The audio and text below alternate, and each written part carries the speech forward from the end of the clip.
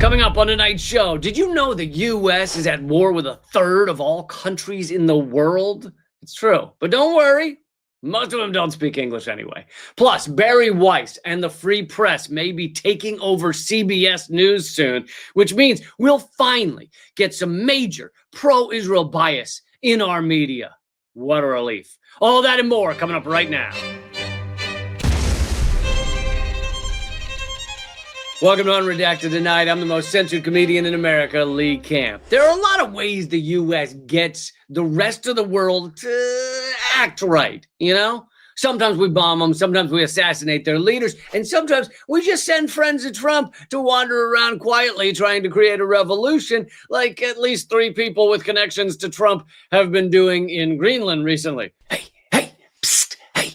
You ever thought this whole place would be a little better if we had like a balding orange fascist dude with tiny hands running the show? Yeah, be pretty awesome, wouldn't it? Yeah, high five, secret handshake. Let's go club some seals and burn a Danish flag, right? But sometimes when we don't feel like bombing a country, we just sanction them. And sanctions are much better because they don't kill anyone. All they do is put a little bitty bit of pressure on a nation's leaders to act a different way. And also they kill loads of people. Yeah, that's like tons. So let's get our learn on, shall we? This is the 9 mind-blowing facts about U.S. sanctions that you probably didn't know, but maybe you did, but I doubt it. Fact number 1, a recent study in the renowned Lancet medical journal, after careful analysis of the data, found that unilateral sanctions were associated with an annual death toll of 564,258 deaths, similar to the global mortality burden associated with armed conflict. And most unilateral sanctions are by the U.S. because we're so goddamn good at them, you know what I'm saying? So essentially, the U.S. kills over 500,000 people a year with sanctions, and if that's been that way for at least 10 years, then it's over 5 million people dead in a decade, thanks to our peaceful diplomatic sanctions that are so much friendlier and nicer than bombs. I'm sure the victims of our sanctions appreciate that they died the friendlier way. So how many countries are we slowly sanctioning to death? 5, 6, if you count New Zealand, because they keep all the cool scenery to themselves. Learn how to share, Kiwis. Put some mountains on a boat and get them here. Fact number 2, the U.S. government has imposed sanctions on 1/3 of all countries on Earth, including more than 60% of poor nations, according to a comprehensive report in the Washington Post. Well, I'm glad we're tightening the straps on those poor countries, because you'll notice they're the ones most likely to look at us funny as we collect enough money to literally buy them and their families. Every time one of Elon Musk's private jets flies over their heads and releases the contents of its in-flight toilet, they totally make a face. And I'm sick of that attitude. Okay, 1/3 of all countries on Earth. There's somewhere around 200 countries, if you count Boris Johnson's Gunt, which I do, and it does have inhabitants. So let's see, 200 countries, so we can guess the U.S. probably has a few hundred sanctions ongoing, right? Fact number 3, the U.S. has 15,373 active sanctions as of April of last year. 15,000? Holy God! And I doubt more than half of those are on Johnson's Gunt. Well, look, this is not the fault of the U.S., okay? We don't want to be the world's policeman. We were thrust into this position simply because we're good people.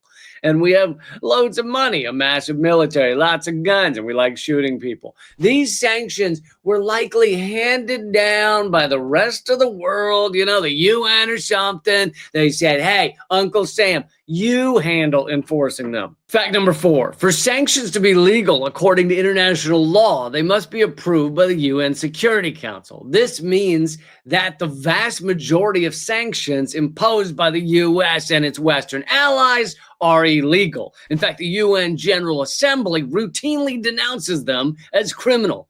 So the world tells us this is illegal. And outside of the 500,000 who die from the sanctions, millions more are just forced to live brutal, poor, incredibly difficult lives. But the point is, we're winning.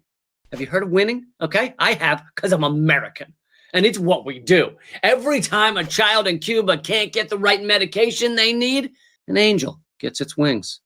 You should know that. Every time an elderly person dies due to malnutrition in a country we're economically strangling, I have a glass of champagne to celebrate. I also blow one of those party favors that goes, bang! Yeah, love it. Bang! Fact number 5. In 2023, 90% of Syrians were below the poverty line, largely due to gut-wrenching U.S. sanctions. If you think that somehow sounds cruel, let's not forget, these people can easily get out of these sanctions. All they have to do is do whatever we want them to do. For example, we recently took the sanctions off of Syria. Why? Because they finally let us replace their president with the former head of an Al-Qaeda group. Now he's there and everything is great, except for the ongoing ethnic cleansing and a bunch of other awful stuff, but basically great. Fact number 6, using sanctions, the U.S. steals money from other countries all the time. But remember, it's not stealing if you believe it's something else. In 2022, the U.S. and Western partners froze $300 billion of Russia's central bank reserves. It was the largest seizure of G20 countries' assets in history. The U.S. and Britain also have plans for the billions they stole from Venezuela. 4 years ago, the British government made the bold decision to recognize Guaido as Venezuelan president and proceeded to facilitate his legal battle to seize roughly $2 billion of gold held in the Bank of England. Seize is such a dirty word, you know? Let's call the U.S. and Britain step-parents to Venezuela's gold, and they just have custody for a little while or forever if its real dad doesn't get its shit together.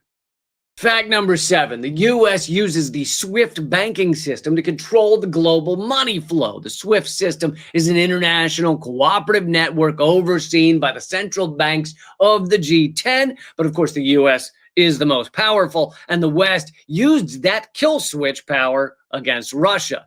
Now, you may think this would encourage other countries to come up with their own alternatives to SWIFT so that the US and EU can't control them like a brain parasite controls an ant colony or Pete Hegseth. And that's exactly what happened. They did that. Russia, China, and other BRICS nations are creating their own competitor to SWIFT. So technically, Trump and Biden have driven the world to finally stop trusting anything the U.S. has control over and get the out like an abused spouse, which will undoubtedly hurt the dollar and will hurt U.S. imperial power. So, thank you, Trump and Biden, I guess.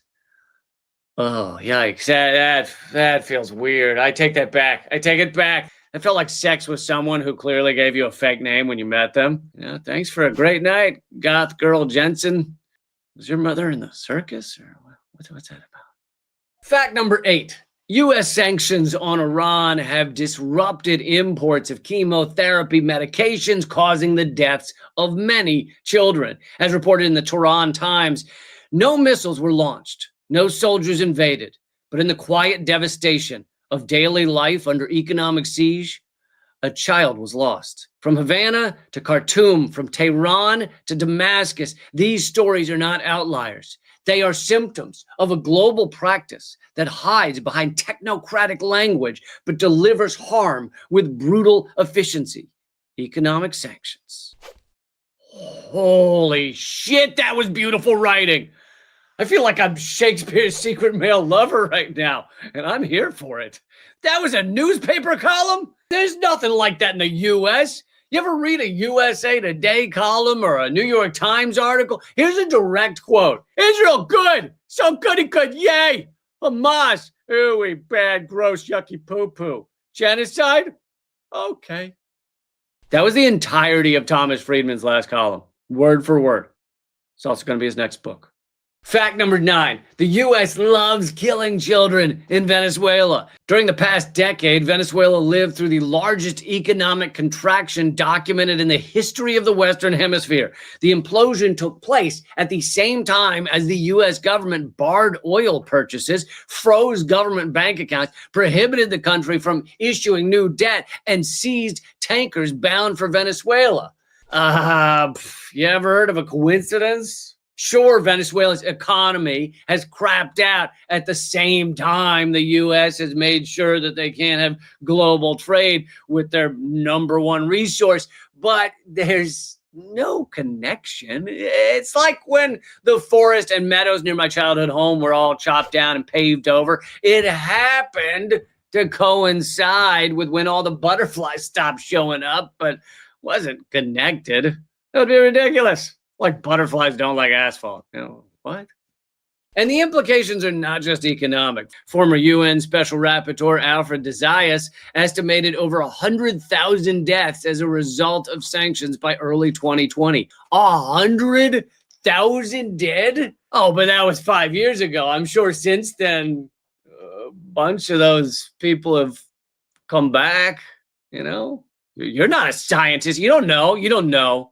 So to sum up here, my producers want me to say that sanctions are a weapon, just like guns and bombs and Johnson & Johnson baby powder. And sanctions actually kill hundreds of thousands of innocent people every year. But my producers are kind of dickholes, okay? And they refuse to get me the lavender latte I order every morning. And they refuse to notice that other things kill people too, okay? It's not just sanctions. What about wheelie shoes? They kill upwards of 3 children a year globally. And that doesn't get a Lancet medical journal study, does it? Does it? So stop caring about sanctions, just like the corporate media has. Sanctions aren't a big deal. Also, pour glue on your kids' wheelie shoes or your life will be ruined. Because even if they aren't one of the fatalities, they aren't doing math again. That's for sure. Moving on, please welcome to the show Coleman Hughes of the Free Press. Bari Weiss and the Free Press are being bought by Larry Ellison's son. That might not seem like a big deal until you learn that A, Larry Ellison is the second richest person alive. B, Larry Ellison's son runs Skydance, which just bought Paramount, which owns Viacom and CBS, and probably your kids' toys. I'm not sure, but it seems plausible. And finally, Larry Ellison is the largest private funder of the IDF, Israel's genocidal army. So I'm sure CBS is going to be awesome soon. And it's not a problem at all that the richest sociopaths in the world can buy half our media landscape with about the same amount of thought that you or I put into buying a bicycle. Anyway, I thought I'd show some content from the Free Press so you can see what CBS will soon look like.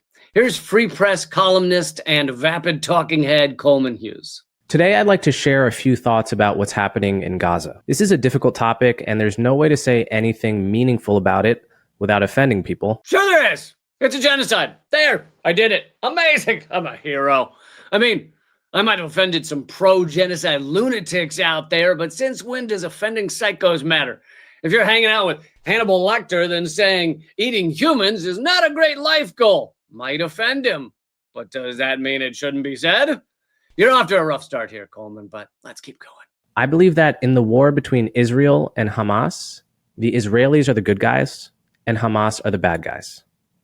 That may seem like a cartoonish way to describe the situation, or it might seem like an obscene opinion given the images of emaciated children that you've probably seen over the past few weeks, but it's still the truth. No, don't sell yourself short, Coleman. It's not cartoonish. It's what adults would call childish. It's a childish description of the situation and also aggressively wrong. So you're a dumb child. I'm feeling generous, honestly. No group exterminating 2 million innocent people are the good guys ever. And I noticed you have to make sure to define it as Hamas versus Israel, but that's not the truth, is it? This is Israel versus every man, woman, and child in Gaza. This is the Israeli military versus all Palestinians. But you don't say that because that didn't perform well in front of the focus groups, did it? The branding experts told you to always say Israel versus Hamas. They probably also say Hamas, just so, it scares the white people a little bit more. In my view, the deepest tragedy in the war right now is that both sides have committed war crimes. And in both cases, those war crimes are falling on Palestinian civilians. Well, actually, it's not a war, it's a genocide. And you can't really say the victims of a genocide are currently committing crimes. That's not how it works. It's like saying someone being kidnapped shouldn't have kicked their kidnapper in the balls so much. That was just rude. But whatever. Let's give you the benefit of the doubt and say, okay, both sides have committed war crimes. But if one side is 1,000 times more powerful with 1,000 times more weaponry and has killed 1,000 times more people, then you can't say, well, both sides are war criminals. That'd be like a guy driving a tank down Main Street, using it to blow up a man who was smoking in a non-smoking area. And then the tank operator goes, okay, we were both committing crimes. So it's kind of even, you know. What are you mad at me for? We're both criminals. He was smoking. What I mean is that Israel's goals as a country are far more benign and ethical than Hamas's goals. Are you out of your mind? Jesus, you're taking gaslighting to a galactic Thanos level. Holy shit. Israel's the most moral country in the world. I'm getting paid to spout hot garbage out my face hole. I have to floss a lot. Israel's goal is to live in peace with its neighbors.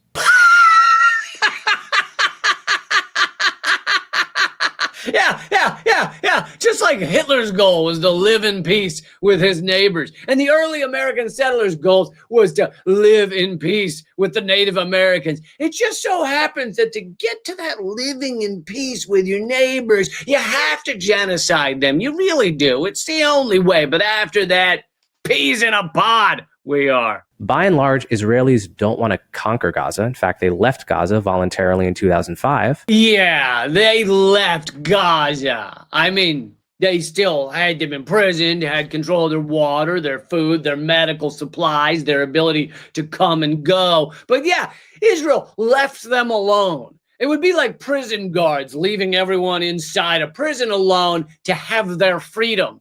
Can they get out? Oh, no. Can they get food? No, but they're free. And they don't want to wipe Gaza off the map.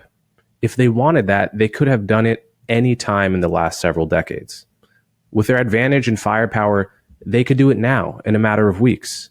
And you should ask yourself why they don't. Have you seen photos of Gaza, you child? They have wiped it off the map. And days before October 7th, Netanyahu stood in front of the UN with a map of the Middle East that had, wait for it, Gaza and the West Bank wiped off the map.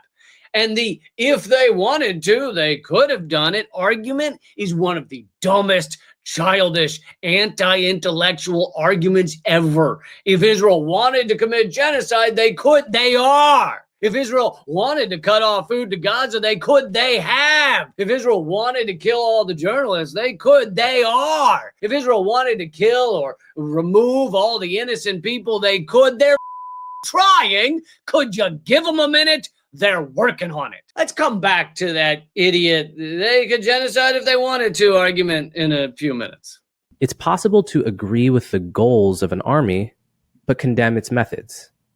In fact, it's not just possible, it's actually most people's default view of most wars, including just wars.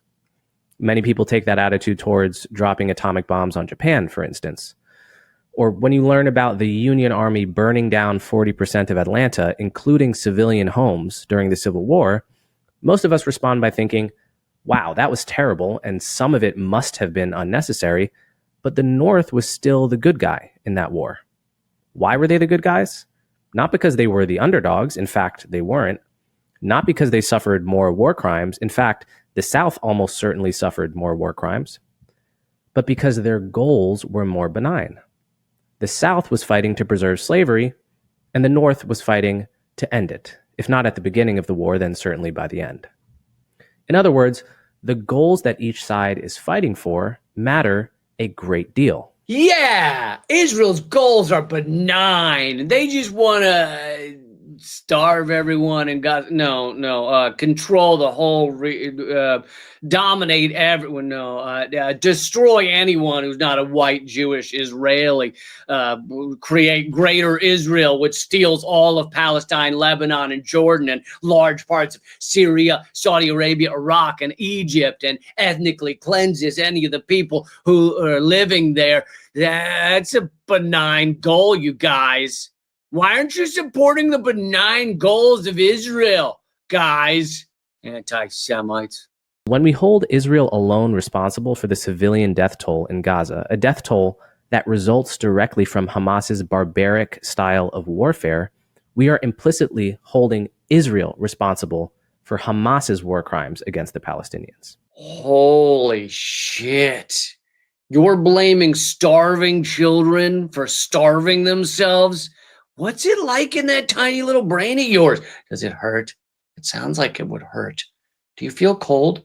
Do you smell burnt toast? Now, it's incredibly easy to lose sight of this, given the mainstream media bias on the topic. What I'm saying is that the pipeline that's feeding you information about the humanitarian disaster in Gaza is fundamentally broken, biased, untrustworthy, and weaponized against Israel. The information weaponized against Israel? What the planet are you on? The mainstream media is aggressively and unhingedly, new word, clearly biased in favor of Israel. There are a lot of ways I could prove this, such as the number of pro-Israel articles versus the number of pro-Palestinian articles going back decades. But let's talk about the 10 journalists who have covered the war on Gaza for two of the world's leading news networks, CNN and BBC, have revealed the inner workings of those outlets' newsrooms from October 7th onward, alleging pro-Israel bias in coverage, systematic double standards, and frequent violations of journalistic principles. One who worked for CNN said there was a period of time when CNN journalists couldn't call airstrikes in Gaza airstrikes unless we had confirmation from the Israelis. They had to ask Israel if they were striking Gaza, even if they had journalists on the ground in Gaza saying, missile just blew up a school. Hey, Israel, did you just blow up a school? What? No, of course not. Yeah, I just called them. They said, yeah, they didn't. It's one of those schools that just blows up sometimes. I think that's like a specialty school or something. There was another infamous moment when CNN's Nick Robertson was embedded with the Israeli army, and he went into a bombed-out hospital and showed something on the wall with Arabic writing.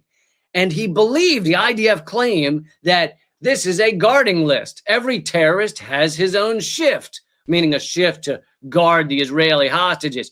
But it wasn't a guard list. It was a calendar. Believe it or not, Palestinians have calendars. I thought they only had sticks to tell time. I thought they just carved notches into the walls and then growled like gremlins. And shocker, no proof ever emerged of captives being held at Al-Rantisi Hospital.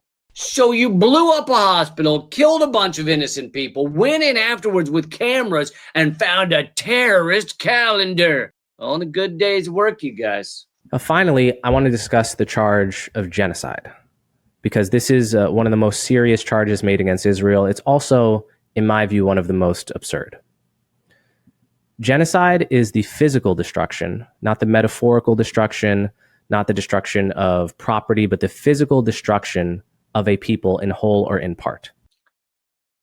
Yeah, exactly. Is 300 or 400,000 people not enough for you to see this fits that definition?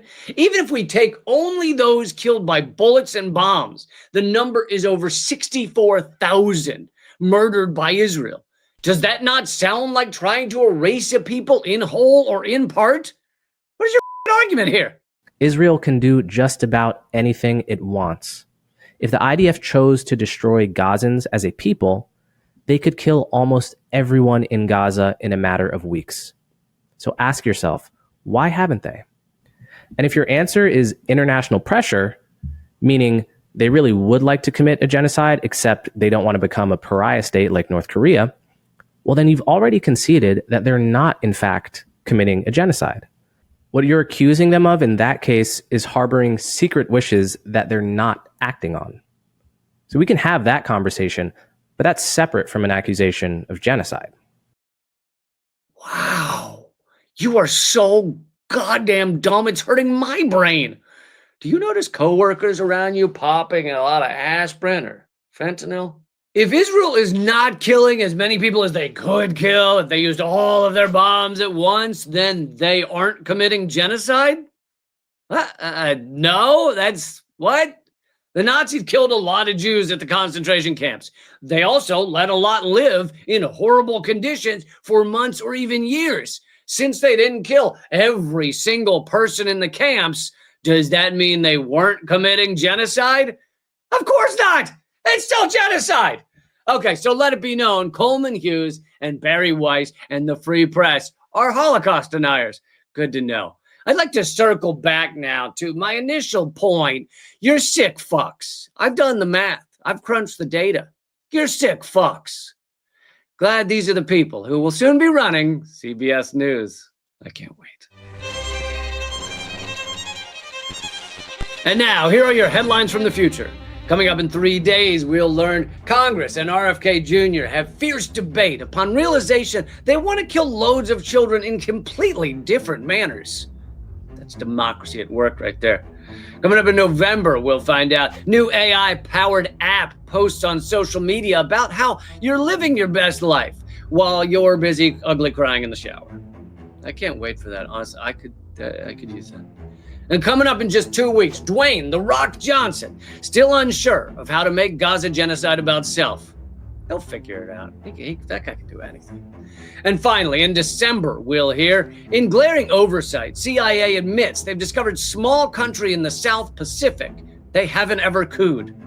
That's disgraceful. Honestly, what are you doing with the taxpayer money, huh? That's the show. There's a new one every Thursday night. Put it on your calendar, whether it's a Arabic calendar or not. Also, do you want to see this show? Keep going. Become a member at leecamp.net for a whopping $6 a month. You'll get all kinds of exclusive content and perks, and you'll be supporting this show. Check it out. I'll see you next Thursday. The revolution will have laughter. Keep fighting.